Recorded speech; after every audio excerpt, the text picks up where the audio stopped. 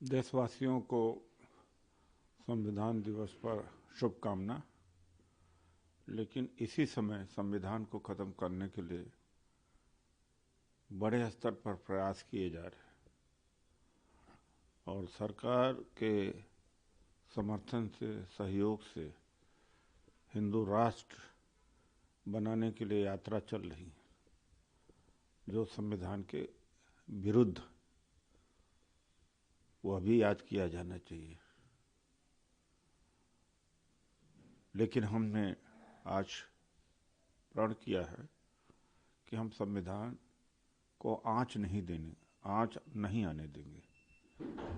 फिर से मैं शुभकामना पूरे देशवासियों को देता हूं, लेकिन यह भी आज याद करना चाहिए कि संविधान को टुकड़े टुकड़े में तोड़ा जा रहा है, काटा जा रहा है।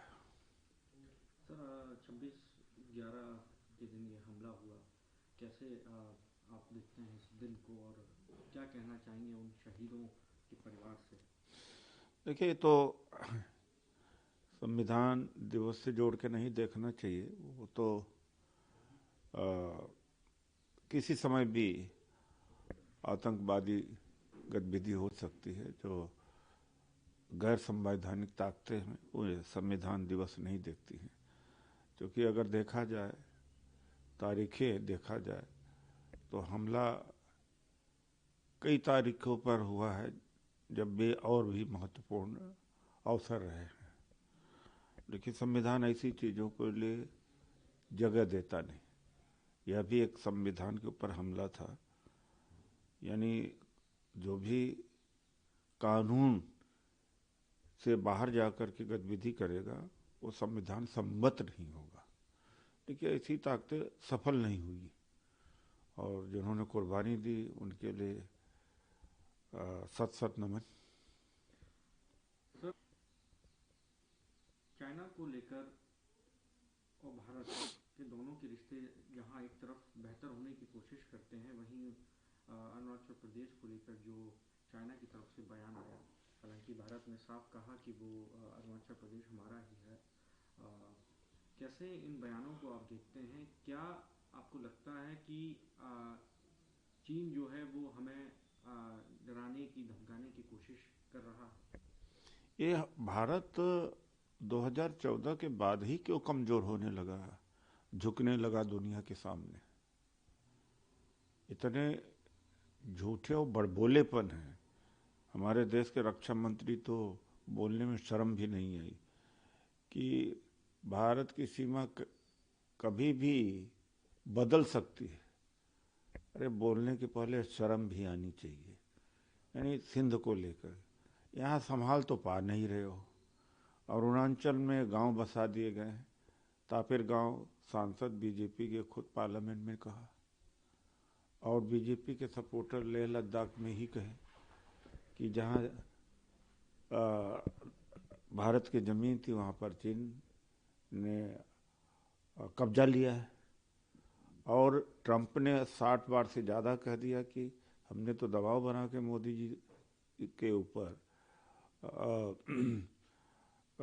भारत पाक युद्ध रुकवाया है। यानी इतनी बेशर्मी, इतने बड़े भोलेपन। और चीन के विदेश मंत्री, आज सुबह ही देख रहा था, कहा अरुणाचल भारत का हिस्सा नहीं है।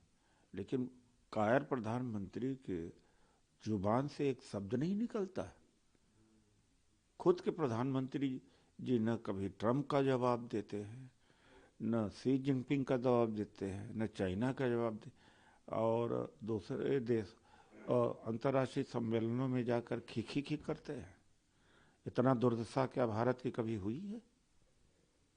सर, ऐसा ही था, ममता बनर्जी केंद्र सरकार पर हमला बोल रही हैं। इस बीच उन्होंने इस प्रोसेस को अराजक और धमकी भरा बताया। साथ ही उन्होंने ये भी कह दिया कि अगर मुझे नुकसान पहुंचाने की कोशिश बंगाल में बीजेपी करेगी तो मैं पूरे देश में भाजपा की जड़ें हिलाऊंगी। तो हिला देना चाहिए। इंतजार किस बात का है? ममता बनर्जी कह रही हैं, उनको हिला देना चाहिए। वो तो खुद ही विपक्ष का हिलाती रहती है। उनके ही लोग कांग्रेस के ऊपर और राहुल गांधी जी के नेतृत्व के ऊपर टिप्पणी करते रहते हैं।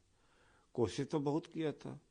उत्तर प्रदेश में सीट मांगा था कि एमपी बना लिया था, हरियाणा में भी, गुड़गांव में, सॉरी गोवा में भी, कहीं कहाँ रहा। तो जब तो कांग्रेस के साथ में मिलके नहीं लड़ेंगे ममता बनर्जी, तब तक बीजेपी का कुछ कर नहीं पाएंगे। इनको बीजेपी के गवर्नर शांति से और चैन से बैठने दे नहीं रहे हैं। और एक एडवांटेज ममता बनर्जी जी को है, जो कि और जगहों पर इंडिया गठबंधन को नहीं है, कि सरकार उनकी है।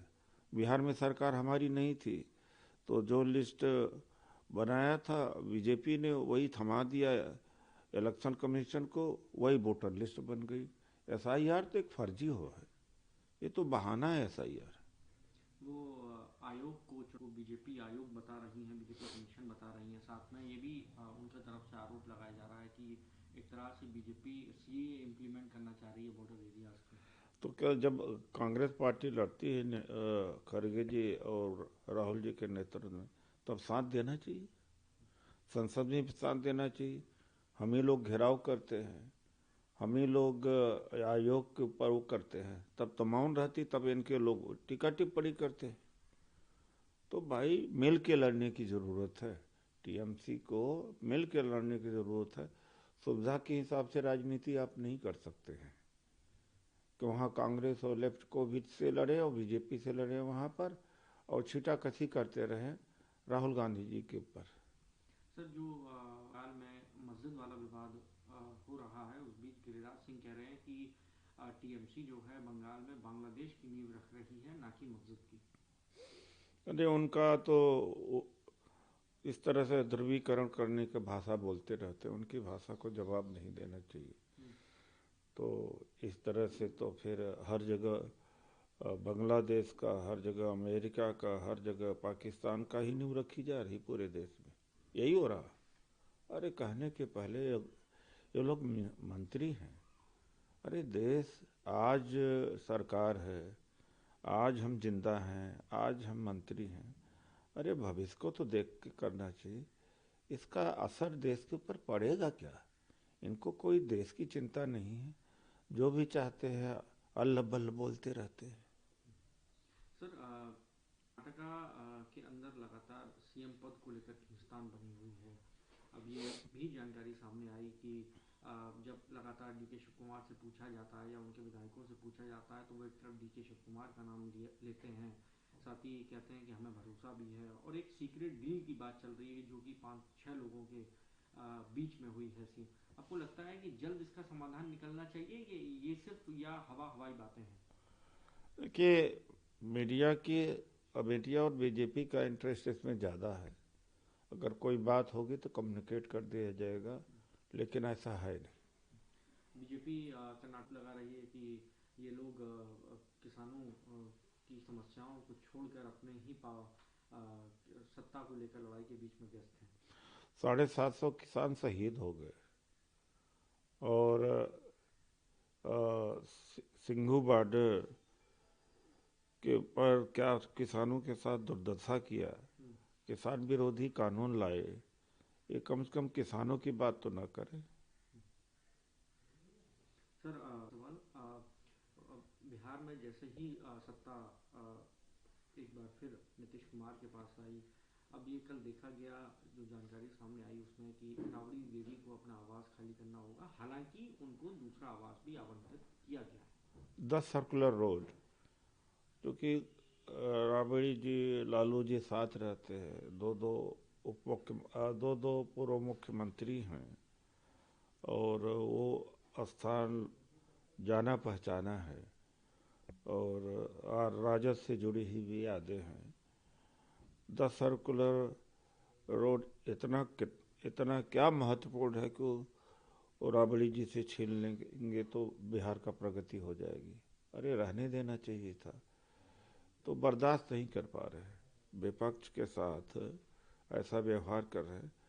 जब कांग्रेस की सरकारें यहाँ होती थी तो ये कहा जाता था, कांग्रेस के एमपी रोते थे, मिनिस्टर और कार्यकर्ता रोते थे कि विपक्ष का एमपी मनमोहन सिंह हो या राजीव गांधी जी हो या इंदिरा जी, जब काम लेके जाते थे उनकी ज़्यादा सुनी जाती थी। ये बात सच है, पार्लियामेंट के तमाम सारे कर्मचारी भी मुझे बताते हैं कि जब विपक्ष के एमपी जाते थे काम करा के आते थे। आज तो विपक्ष और सत्ता पक्ष में ऐसा